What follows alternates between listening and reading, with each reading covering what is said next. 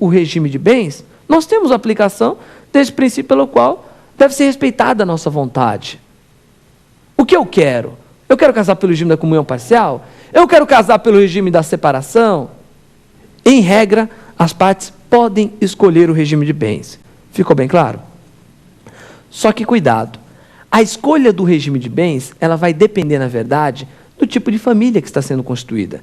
Se você estiver constituindo uma família através do casamento, a família que nós conhecemos como família matrimonial, você terá que fazer um determinado instrumento, que é o pacto antinupcial.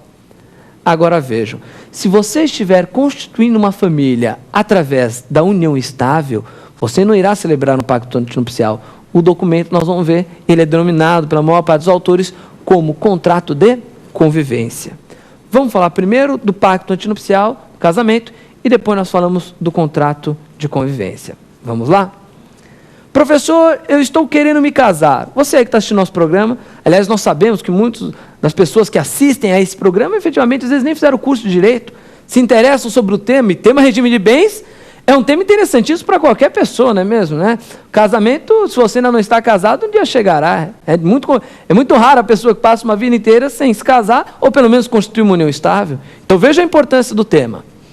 Então vamos imaginar uma pessoa que quer se casar. Professor, eu estou assistindo aqui o seu programa e eu desejo me casar. O que eu devo fazer para escolher o regime de bens? Antes de se casar, você deve procurar um cartório de notas. Cartório de notas, professor? O que é um cartório de notas? Um tabelionato. E lá nesse cartório de notas, você irá lavrar uma escritura pública fazendo a opção pelo regime de bens. Professor, eu posso ir sozinho, minha esposa? Não, claro que não. A esposa precisa ir também. Você e sua esposa vão até um cartório de notas, até um tabelionato, e o tabelião irá lavrar a escritura pública com a opção do regime de bens. Professor, logo que eu saí do cartório, já está valendo esse regime de bens? Cuidado, meus amigos. Olha só que interessante. Para quem está prestando concurso público, para quem está prestando exame de ordem, fique muito esperto com essa questão. Lavrar a escritura pública é um requisito de validade do pacto antinupcial. Só que cuidado. Para que o pacto antinupcial tenha eficácia, não basta você ter apenas a escritura pública. É necessário que você o quê? Se case. Olha o nome do pacto, gente. Pacto antinupcial. Ele é feito antes da pessoa o quê? Antes da pessoa se casar. Então veja, quando é que ele terá eficácia? A eficácia dele decorre do quê? Decorre da celebração de casamento. A celebração do casamento é o que nós chamamos em direito do quê? Da condição legal, da condição necessária, ou na expressão, no direito romano, da conditio iuris, para que o pacto antinupcial ele efetivamente produza efeitos. Olha só que interessante. Professor, e se a pessoa pegar, fez o pacto antinupcial, só que antes de se casar, as partes brigaram e foram cada uma para o seu lado. O que acontecerá com esse pacto antinupcial? Olha só que interessante, a resposta é nada. Nós tivemos um negócio, um pacto que existiu, foi válido, mas que nunca o que, gente? Mas que nunca produziu efeitos. Vejam só, tem que saber trabalhar cada vez mais, seja em exame de ordem, seja em concursos públicos, com a teoria de Pontes de Miranda, tão bem explicada pela professora Giselda Hironaka, da USP de São Paulo. Aliás, é uma das pessoas que melhor explica esse assunto na atualidade, ao lado de Marcos Bernardes de Mello.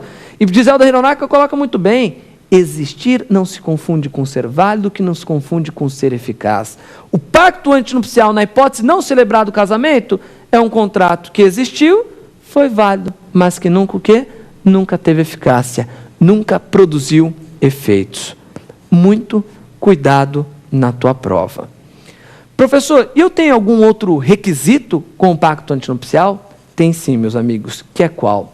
Após você ter lavrado, o seu pacto antinupcial, você deve levar esse pacto antinupcial a registro.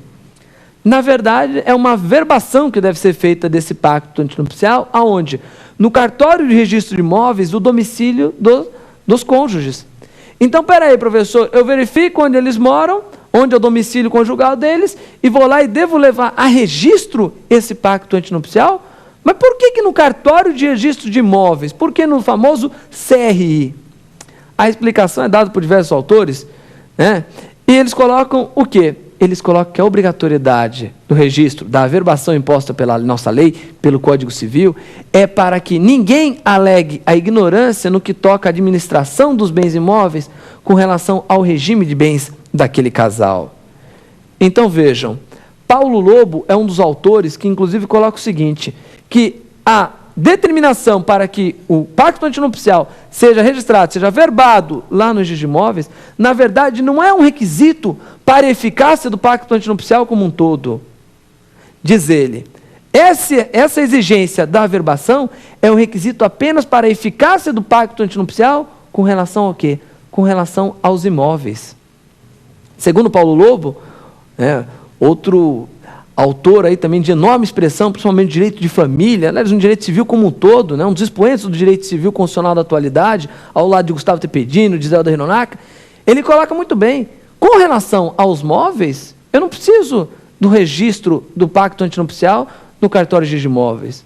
Com relação aos móveis, eu já tenho a eficácia do pacto desde a celebração do casamento. Questão boa, questão polêmica de concurso, hein? Tome cuidado aí. Ok?